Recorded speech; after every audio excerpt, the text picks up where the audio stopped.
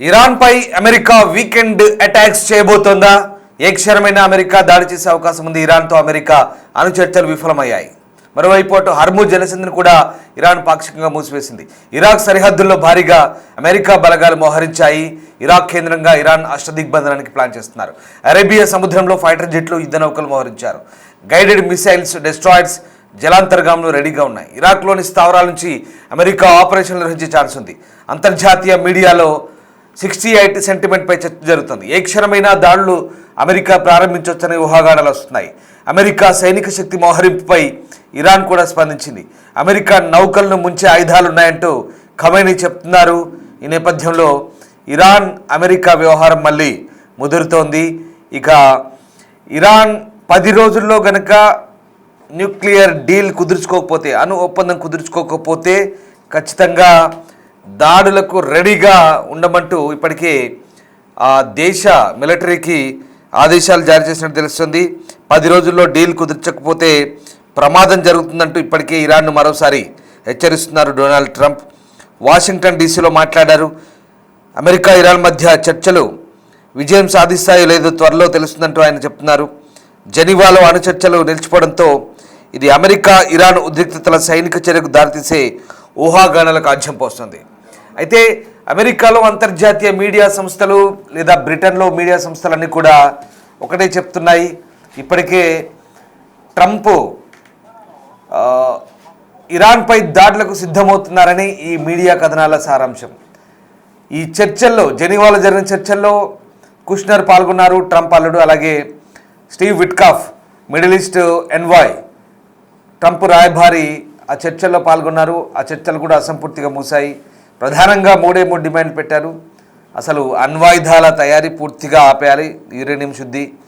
రెండవది inter continental ballistic missiles ICBM ఖండాంతర క్షిపణులను తగ్గించుకోవాలి. మూడవది ఫ్రాక్సీ సంస్థలు, ఇరాన్కు ఉన్నటువంటి తోక సంస్థలు ఏవైతే ఉన్నాయో హెజ్బుల్లా, హమాస్, ఇరాక్ మిలీషియా, అలాగే యెమెన్ హౌతీలు, ఇంకా చాలా ప్రాంతాల్లో చిన్న చిన్న వాళ్ళని వీళ్ళు డబ్బులు, ఆయుధాలు ఇచ్చి ప్రోత్సహిస్తున్నారు. ఇలాంటి టెర్రర్ గ్రూప్స్లకు సహకారం, ఆర్థిక సహకారం, సైనిక సహకారం ఆపివేయాలి. ఇవి ప్రధాన డిమాండ్లు. వీటితో పాటు ఇంకొన్ని ఉన్నాయి, కానీ ఈ 3 టేబుల్ ఎజెండాగా చర్చించారు. కానీ ఇవి అసంపూర్తిగా మూసాయి.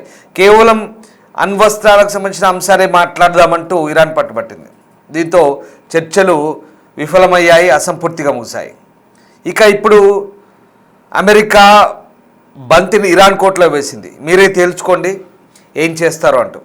ఇప్పటికే USS Abraham Lincoln Gulf of పర్షియాలో మోహరించింది. అరేబియా సముద్రంలో దక్షిణ ఇరాన్ చుట్టూ మోహరించింది. దాని నిండా డెస్ట్రాయర్ క్యారియర్లు ఉన్నాయి.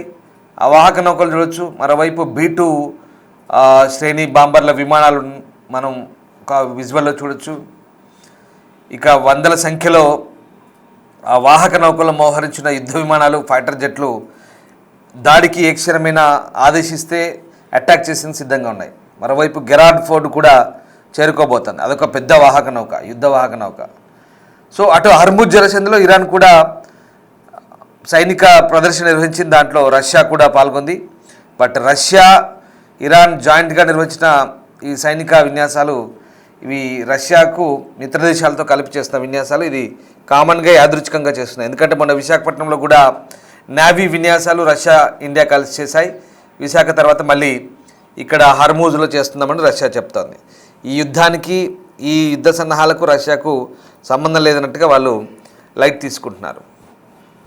రైట్. ఇక ఈ మొత్తం వ్యవహారంలో ప్రస్తుతం ఇరాన్ పరిస్థితే తేల్చుకోవాల్సిన అంశం. ఇరాన్ ఏం నిర్ణయం తీసుకుంటున్నది ఇప్పుడు ఆసక్తికరంగా మారుతుంది.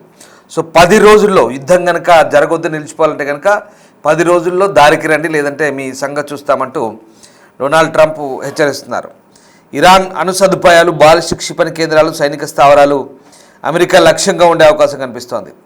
ఈ వారాంతంలో వీకెండ్ దాడులు ఉండొచ్చు అంటూ ఇప్పుడే ప్రచారం జరుగుతోంది. అంతర్జాతీయ మీడియా సంస్థలు అనేకంగా ఇప్పుడు ప్రచారం చేస్తున్నాయి. ఈ ప్రచారాలకు అధికారిక నిర్ణయమే లేదు, ఎలాంటి ప్రకటన లేదు. కానీ ఇవన్నీ కూడా ఊహాగానాలు కానీ మనం చెప్పుకోవచ్చు. రైట్. మా ప్రతినిధి శివ జైన్ అవుతున్నారు ఢిల్లీ నుంచి.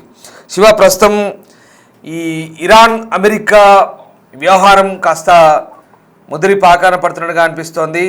ఈ వీకెండ్లో దాడులు ఉండొచ్చు ఇరాన్ మీద అంటూ కూడా అంతర్జాతీయ మీడియా సంస్థలు చెప్తున్నాయి. ఎట్లాంటి పరిస్థితులు ఉన్నాయి? ఓవైపు అమెరికా ఇరాన్ చుట్టూ సైన్యాన్ని మోహరించింది, సైనిక శక్తిని మోహరించింది. మరోవైపు ఇరాన్ కూడా ఇప్పటికే సన్నద్ధంగా ఉంది మిసైల్స్తో అటాక్ చేసేందుకు. సో ఎట్లాంటి సిచ్యువేషన్ ఉండే అవకాశం ఉంది? ఇరాన్ పైన ఏ క్షణమైన అమెరికా దాడి చేసే అవకాశం అయితే ప్రధానంగా కనిపిస్తోంది. ఈ అణు చర్చలు అనేది విఫలమయ్యాయి. గత కొన్ని రోజులుగా దౌత్య చర్చలు ఏవైతే కొనసాగుతున్నాయి ఇరు దేశాల మధ్య, ఆ చర్చలు అనేది ఈ అణు ఒప్పందం పైన ఇరాన్ అమెరికా అణు చర్చలు విఫలం కావడంతో ఏ సమయంలోనైనా అమెరికా ఇరాన్ పై దాడి చేసేందుకు సిద్ధమైనట్లుగా ప్రధానంగా అర్థమవుతోంది. హర్మూజ్ జలసంధిని ఇరాన్ ఇప్పటికే పాక్షికంగా మూసివేసింది. ఇరాన్ సరిహద్దుల్లో భారీగా అమెరికా బలగాలు కూడా మోహరించాయి.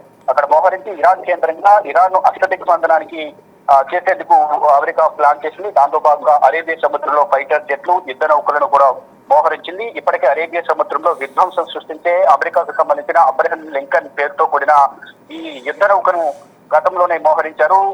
చర్చలు ఎప్పుడైతే మొదలయ్యాయో ఆ చర్చలకు ముందే అరేబియా సముద్రంలో యుద్ధ నౌకను జలాంతర్గాములను అన్నింటిని కూడా ఈ అరేబియా సముద్రంలో అమెరికా మోహరించింది. ఏ సమయంలోనైనా అమెరికా ఇరాన్ పై దాడి చేయొచ్చనే యోచనలో సిద్ధంగా ఉంది. ఈ నేపథ్యంలోనే ఈ యుద్ధ నౌకలు మోహరించింది. గైడెడ్ మిసైల్ డిస్ట్రాయర్స్ అలాగే జలాంతర్గాములు కూడా రెడీగా ఉన్నాయి. ఇక ఇరాక్ లోని స్థావరాల నుండి అమెరికా ఆపరేషన్ నిర్వహించే ఛాన్స్ అయితే కనిపిస్తోంది. ఇక ప్రధానంగా దీనిపై ఇరు దేశాలకు సంబంధించిన అంశాలపైన, యుద్ధం పైన దేశవ్యాప్తంగా ఇటు ప్రపంచ వ్యాప్తంగా కూడా తీవ్రమైన చర్చ అయితే కొనసాగుతుంది. అమెరికా ఏ క్షణమైన దాడులు చేసే అవకాశం ఉంది అనేది కూడా తెలుస్తోంది. అంటే ఈ దాడులను ఎప్పుడైనా ప్రారంభించాలనే ఊహాగానాలు కూడా వ్యక్తమవుతూ ఉన్నాయి. ఒకవేళ అమెరికా సైనిక శక్తి ఈ స్పందించి మోహరింపై స్పందించి ఇరాన్ కూడా ప్రతిగా దాడి చేయాలని యోచనలో కనుక వారు సిద్ధమైతే మాత్రం ఇరు దేశాలు అంటే ఇప్పటికే సన్నద్ధమయ్యాయి ఇరు దేశాలు. ఇటు ఈ అరేబియా సముద్రం సరిహద్దుల్లోనూ, మరోవైపు ఇరాన్ సరిహద్దుల్లో కూడా ఈ ఇరాన్ సైన్యం అలాగే యుద్ధ నౌకలు, ఈ యుద్ధ ట్యాంకర్లు, యుద్ధ విమానాలతో సిద్ధంగా ఉన్నాయి. అమెరికా నౌకలు ముంచే ఆయుధాలు ఉన్నాయని కూడా ఖమేనీ వ్యాఖ్యలు చేశారు. ఇక ఇరాన్ పై మొదట వైమానిక దాడులు చేయాలి అనేది కూడా అమెరికా భావిస్తోంది. ఈ వైమానిక దాడులు చేసి వారందరినీ కూడా వారి అధీనంలోకి తీసుకుని తర్వాత ఖమేనీని పదవిని చూపించాలి. ఇరాన్ సుప్రీమో ఖమేనీ ఎవరైతే ఉన్నారో అమెరికా ఇరాన్ ప్రధానమంత్రి, అతనిని దించాలి. అతని దించి వారి అనుకూలంగా ఉన్న వారిని ప్రధానంగా వారి అనుకూలంగా ఉన్న వారిని ఇక్కడ గద్దె ఎక్కించాలని కూడా మొదటి నుంచి అమెరికా అధ్యక్షుడు ట్రంప్ భావిస్తున్నారు. దాంట్లో భాగంగా ఒక కృత్రిమ అల్లర్లు క్రియేట్ చేసి, కృత్రిమ ఉద్యమం క్రియేట్ చేసి ప్రభుత్వానికి వ్యతిరేకంగా అక్కడ నినాదాలు చేసే విధంగా కూడా మొదట అక్కడ అల్లర్లు ప్రారంభమయ్యాయి. ఈ అల్లర్లలో దాదాపు వేల సంఖ్యలో అక్కడ సాధారణ పౌరులు మృతి చెందారు, సైనికులు మృతి చెందారు. వేల సంఖ్యలో ఆసుపత్రి పాలయ్యే వారు ట్రీట్మెంట్ పొందుతున్నారు. ఈ నేపథ్యంలో ఇక్కడ ఖమేనీకి వ్యతిరేకంగా సొంత దేశ ప్రజలే అక్కడ రోడ్డుపైకి వచ్చి నిరసన తెలియజేశారు.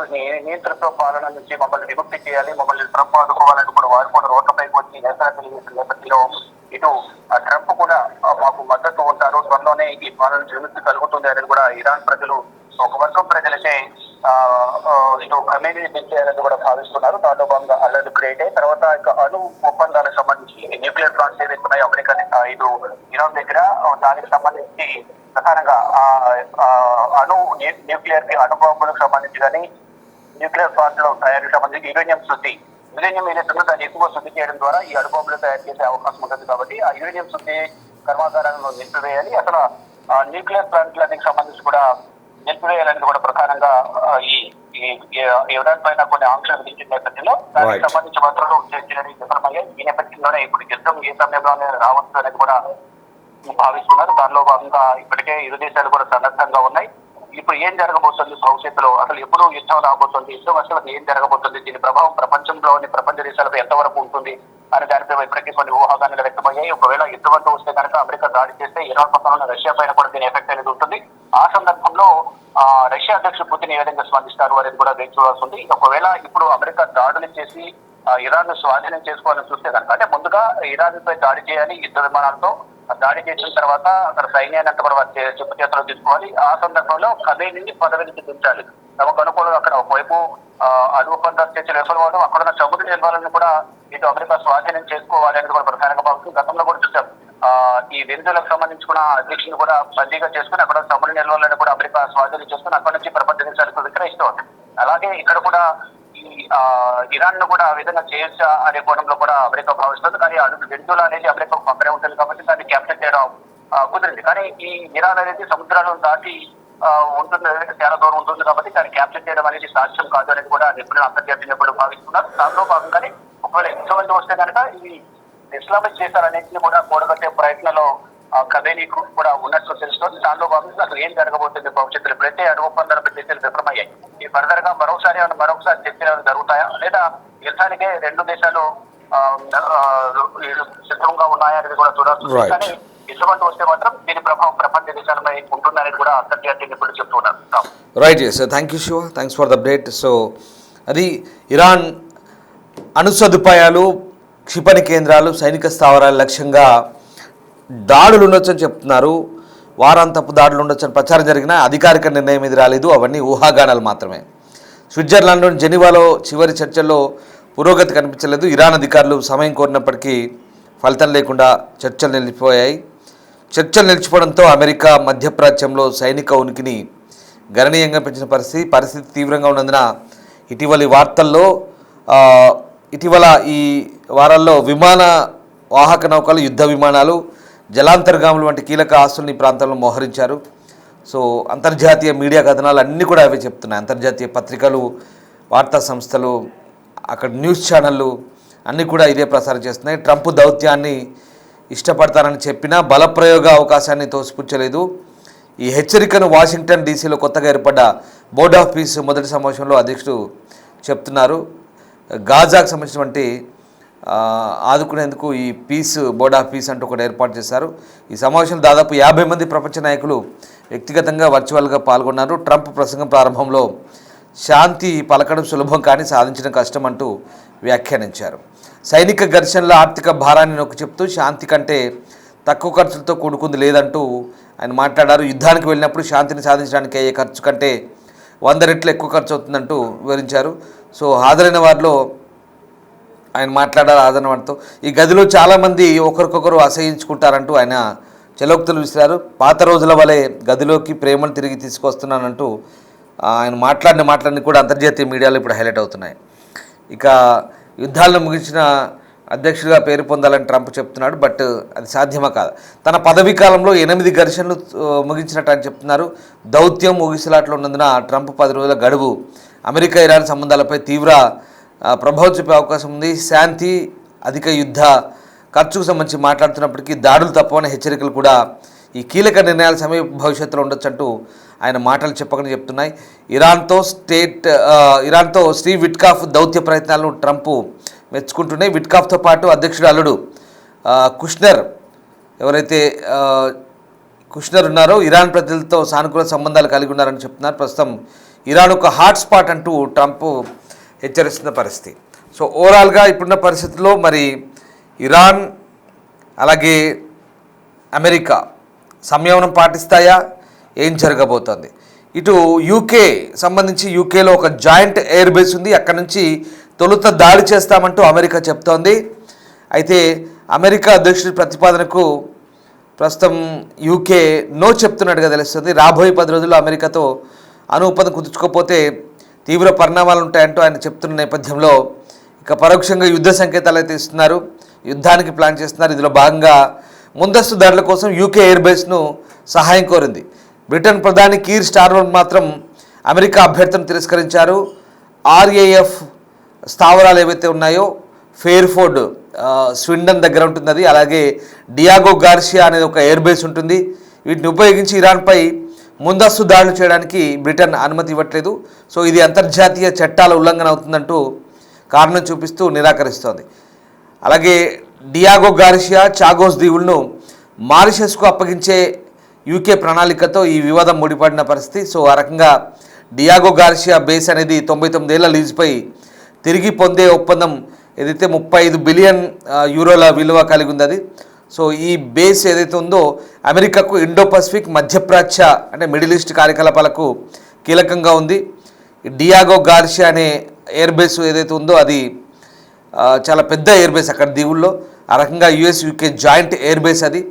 బట్ ఇప్పుడు ఈ ఎయిర్ బేస్ నుంచి అమెరికా దాడి చేస్తామంటే బ్రిటన్ ఒప్పుకోవట్లేదు. ఎందుకంటే ఒకవేళ తన మిత్రదేశమైనటువంటి అమెరికా దాడి చేసినా అది బ్రిటన్ తప్పు అవుతుంది. ఒకవేళ ఎవరొక్కరు తప్పు చేసినా అది ఇద్దరు తప్పుగానే పరిగణిస్తారు. సో ఇది పరిస్థితి. ఎవరొక్కరి మీద దాడి చేసినా ఇద్దరి మీద దాడి చేసినట్టుగానే భావిస్తారు. సో ఇది సైనిక ఒప్పందాలు ఇలా ఉంటాయి. సో ఇట్లాంటి పరిస్థితుల్లో బ్రిటన్ అలాగే అమెరికా ఈ రెండు దేశాలు కూడా ఆచితూచి వ్యవహరించాలి. మళ్ళీ చెప్తున్నాను, అమెరికా బ్రిటన్ ఎయిర్ బేస్ నుంచి దాడి చేస్తానంటే బ్రిటన్ ఒప్పుకోవట్లేదు, నో అంటుంది. తొలుత ఇందాక నేను చెప్పిన ఎయిర్ బేస్ నుంచి దాడి చేస్తానంటే వద్దంటుంది. RAF ఎయిర్ బేస్ అంటారు. ఎందుకంటే అది తప్పు అమెరికా చేసినా బ్రిటన్ కూడా తప్పులో పడ్డట్టే. ద సేమ్ టైం అమెరికా మీద దాడి చేసినా బ్రిటన్ మీద దాడి చేసినట్టుగానే భావించి వీళ్ళు కూడా కదులుతారు యుద్ధానికి. పరోక్షంగా ప్రత్యక్షంగా యుద్ధంలో పాల్గొనకపోయినా పరోక్షంగా సైనిక చర్యలకు సంబంధించినటువంటి సహాయాన్ని అందిస్తుంటారు. అంటే విమానాలు, యుద్ధ సామాగ్రి అన్నీ పంపుతుంటారు. ఇంకా అంటే ఇండైరెక్ట్గా పాల్గొన్నట్టే, బట్ డైరెక్ట్గా పాల్గొనరు. ఇప్పుడు రేపు ఇరాన్పై యుద్ధం చేసినా అదే జరగబోతోంది. ఇజ్రాయెల్, అమెరికా అవుట్ రైట్గా దిగుతాయి. బట్ యూకే సంబంధించినటువంటి విమానాలు లేదా యుద్ధ సామాగ్రి పంపుతారు, కానీ యూకే సైనికులు డైరెక్ట్గా నేరుగా పాల్గొన్నారు యుద్ధంలో. ఇక్కడ వాళ్ళకి సంబంధించినటువంటి సహాయకం అన్నీ కూడా చేస్తుంటారు, సహాయాలను కూడా. బట్ ఇది పరిస్థితి. ఇప్పుడున్నటువంటి సిచ్యువేషన్లో ఇక్కడ పీస్ బోర్డు సమావేశం అని చెప్పని ఇందాక వాషింగ్టన్ డీసీలో జరిగింది. 50 దేశాలు గాజా పీస్ బోర్డు అంటారు.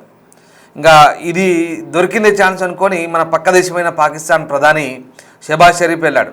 మరొకసారి ఛాన్స్ దొరికింది కదా అని చెప్పేసి డొనాల్డ్ ట్రంప్ను ఇక నువ్వు ఇంద్రుడు ఈ చంద్రుడు నీలాంటి మనిషి లోకం మీద లేడంటూ మళ్ళీ పొగడ్తలతో ముంచెత్తాడు. వాళ్ళకి అది అలవాటే.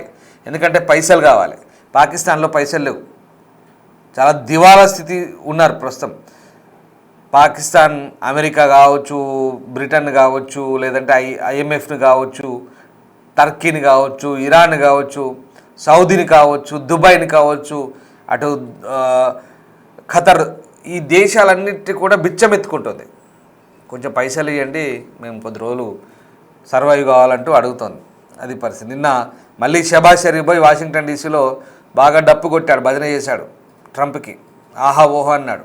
సో అదొక విషయం పక్కన పెడితే, ట్రంప్ అక్కడ అన్న మాటలు శాంతి గురించి మాట్లాడుతూ, శాంతి గురించి వల్లెవేస్తూ, నేను యుద్ధాలు ఆపాను, ఇన్ని ఆపాను, అన్ని ఆపాను అంటూ మళ్ళీ ఇండియా పాకిస్తాన్ ప్రస్తావన కూడా తెచ్చాడు. మళ్ళీ యుద్ధాలు ఆపకపోతే రెండు దేశాల మీద 200% టారిఫ్లు వేస్తా అంటే దారికి వచ్చి దిగి యుద్ధాలు ఆపుకున్నాయంటూ మళ్ళీ మన ప్రస్తావన కూడా మళ్ళీ తీశాడు యథావిధిగా. పైగా నేను యుద్ధాలు ఆపినందుకు ప్రపంచంలో యుద్ధాలు ఆపిన మునగాడ్లా నేనే నిలిచిపోతానంటూ చెప్తున్నాడు. మొదలుపెట్టి దీన్నే ఆపేది దీన్నే. ఇన్ని చెప్తూ మళ్ళీ ఏమన్నాడు, బెదిరిస్తున్నాడు. 10 రోజుల్లోగా ఇరాన్ ఖచ్చితంగా మాతో డీల్కి కుదరకపోతే మీ సంగతి చూస్తామంటాడు. యుద్ధకాంక్ష ఉన్న వ్యక్తికి నోబెల్ బహుమతికి సంబంధించినటువంటి ఎంత వ్యామోహం ఆకాంక్ష ఉందంటే దారుణంగా ఉంది. ఆఖరికి ఆ వెనిజులా ప్రతిపక్ష నాయకురాలు ఇక భరించలేక వశంగాక తీసుకుపోయి వైట్ హౌస్లో పెట్టి, బాబు ఇది నువ్వే తీసుకో, నేనే ఇస్తానని తీసుకోపాటు అని చెప్పి ఇచ్చింది. నోబెల్ ప్రైజ్ నోబెల్ అకాడమీ నుంచి, నోబెల్ ప్రైజ్ యాజమాన్యం నుంచి వస్తే అది ఒక విలువ ఉంటుంది. ఎవరికో ఇస్తే తీసుకుపోయే, సరే నువ్వు ఉంచుకో, ఇక నీ దగ్గర ఉంచుకోపాటు నాకేమొద్ది అని ఇస్తే అది ఎట్లుంటుంది? ఇది పరిస్థితి. ట్రంప్ యుద్ధకాంక్ష ఇలా ఉంది. ఇరాన్ పరిస్థితి అంతే. ఇరాన్ కూడా చాలా దారుణంగా అణ్వాయుధాలు తయారు చేసే ఆలోచన ఉంది. అణ్వాయుధాలు తయారు చేస్తేనే పశ్చిమ దేశాలు చెప్తుంటాయి. ఇరాన్ కూడా వాళ్ళ ఆలోచన వాళ్ళకుంది. ఇజ్రాయెల్ కానీ, పశ్చిమ దేశాలు కానీ, అమెరికా కానీ వీళ్ళను గడగడలాడించాలంటే వాళ్ళ దగ్గర వెపన్స్ ఉండాలి, న్యూక్లియర్ వెపన్స్. ఇవాళ లిబియా పరిస్థితి ఏమైంది? చిన్న దేశం ఆఫ్రికాలో లిబియా దగ్గర ఒకప్పుడు అణ్వాయుధాలు ఉండే, మీకు తెలిసిందో, బహుశా తెలిసి ఉంటుందో లేదో. కానీ అమెరికా ఒత్తిళ్లకు తలొగ్గి అమెరికా దువ్వుతే, సరే మనకేదో మంచి చేస్తారని చెప్పేసి మొత్తం అమెరికాకు అప్పచెప్పారు. ఆఖరికి ఏమైంది? లిబియాలో గడాఫీ పరిస్థితి, కుక్క చావు చచ్చాడు గడాఫీ, కల్నల్ గడాఫీ. లేదంటే ఇలా లిబియా ఆఫ్రికాలో ఒక పెద్ద గొప్ప శక్తిగా ఉండేది. ఉక్రెయిన్ పరిస్థితి ఏమైంది? ఉక్రెయిన్ కూడా అట్లే అమెరికాకు లొంగి అణ్వాయుధాలన్నీ అప్పచెప్పింది, న్యూక్లియర్ వెపన్స్. ఇలా ఉక్రెయిన్ పరిస్థితి ఏంటి? ఉక్రెయిన్ మళ్ళీ కుక్క బతుకు, అది కూడా అట్లే తిరుగుతుంది అన్ని దేశాల వెంబడి. ఇవాళ పశ్చిమ దేశాల వెంబడి, యూరోపియన్ యూనియన్ వెంబడి, అమెరికా వెంబడి, బాబు మాకు సాయం చేయండి, రష్యా వాళ్ళు మా మీద దాడి చేస్తున్నారు, మీరే కాపాడాలంటూ తిరుగుతున్నారు. సో అది ఇక్కడ తెలివైన కూడా ఉత్తర కొరియా దగ్గర న్యూక్లియర్ వెపన్స్ ఉన్నాయి కాబట్టి ఆయన జోలి పోవాలంటే భయపడుతున్నారు. సో అది ఎంత పవర్ ఉంటుందో చూడండి న్యూక్లియర్ వెపన్స్కి. ఇది సిచ్యువేషన్. మీకు 2 ఉదాహరణలు చెప్పాను, లిబియా, ఉక్రెయిన్. ఇవాళ వాళ్ళ దగ్గర ఉంటే వాళ్ళు సూపర్ పవర్స్ ఉండేవాళ్ళు. 7 దేశాలు ఉన్నాయి న్యూక్లియర్ వెపన్స్ ఉన్నాయి, అందులో మనం ఒకటి కోర్స్. సో ఇట్లా ఉంటాయి. మన పక్క దేశమైన పాకిస్తాన్ అక్కడెక్కడో దొంగలించుకొని వచ్చి వాళ్ళు తయారు చేసుకున్నారు అనుకోండి, అది వేరే విషయం. అలా ఉంటుంది. సో ఇక్కడ యుద్ధకాంక్ష ఉన్న ట్రంప్ 10 రోజులే టైం ఇస్తామంటున్నాడు. అమెరికా లేదా యూరోప్ మీడియా అంతా కూడా మంచి మంచి మీడియా సంస్థలన్నీ కూడా కూస్తున్నాయి. ఈ సాటర్డేనే అటాక్స్ ఉంటాయని చెప్తున్నారు వాళ్ళు. అసలు లిటరల్లీ ఇంకా మేము రోజు దీనికి సంబంధించిన వార్తలు చెప్తుంటే, బాబు మీరు రోజు ఇదే చెప్తున్నారు, ఇదిగో యుద్ధం అదిగో పూలు అంటున్నారు, ఎప్పుడు వస్తాయి బాబు, మీకే ఎక్కువ ఉంది, అక్కడ జరుగుతలేదు, మీరే యుద్ధాల గురించి బాగా వార్తలు రాస్తున్నారని మీరు కామెంట్లు పెడుతున్నారు, నేను చూస్తున్నాను. కానీ జరుగుతున్న పరిణామాలు అవి అక్కడ జరుగుతున్నాయి, దాని అప్డేట్సే మీకు అందిస్తున్నాం. యుద్ధకాంక్షతో అక్కడి పరిణామాలు, యుద్ధకాంక్షతో రగిలిపోతున్న వ్యక్తులు ఉన్నారు, దాన్ని ఎదుర్కొనేందుకు సిద్ధంగా ఉన్న వ్యక్తులు ఉన్నారు. ఇరాన్ కూడా తక్కువేం తినలేదు, ఇరాన్ పరిస్థితి కూడా అంతే. వాళ్ళు ఇంటర్ కాంటినెంటల్ బాలిస్టిక్ మిసైల్స్ ఉన్నాయి, ICBM ఖండాంతర క్షిపణులు భారీగా ఉన్నాయి, అందుకే వాళ్ళు కూడా దాడులకు సిద్ధంగా ఉన్నారు. ఎక్కడికక్కడ ఫిక్స్ చేసి పెట్టుకున్నారు. జంగు సైరన్ షురు అనగానే ఎవరికి వాళ్ళు ఇట్లా వదిలేందుకు సిద్ధంగా ఉన్నారు, ఒకరి మీద ఒకరు బాంబులు వేసుకుంటానికి. జరుగుతుంది అదే. మరి మనకేందయ్యా ఇదంతా జరుగుతుంటే, అక్కడ యుద్ధాలు జరుగుతాయి, మనకు బంగారం రేట్లు పెరుగుతాయి, మనకు వెండి రేట్లు పెరుగుతాయి, మన స్టాక్ మార్కెట్ మీద ప్రభావం ఉంటుంది, మనకు చమురు రేట్లు పెరుగుతాయి, చాలా ప్రభావం ఉంటుంది. ఇవన్నీ మీకు ఆల్రెడీ చెప్పినాను. సో అది సిచ్యువేషన్. సో ఫైనల్గా అమెరికా 10 రోజుల టైం ఇచ్చింది. ఎట్ ఎనీ కాస్ట్ ఇజ్రాయెల్ అయితే ఊరుకోవట్లేదు, అమెరికా మీద భయంకరమైన ప్రెషర్ పెడుతుంది. మీరు ఇంకా చూస్తూ ఊరుకుంటారని వేసేయండి అని చెప్తున్నారు ఇరాన్ మీద. ఏం జరగబోతుందో let's wait and see. Thank you.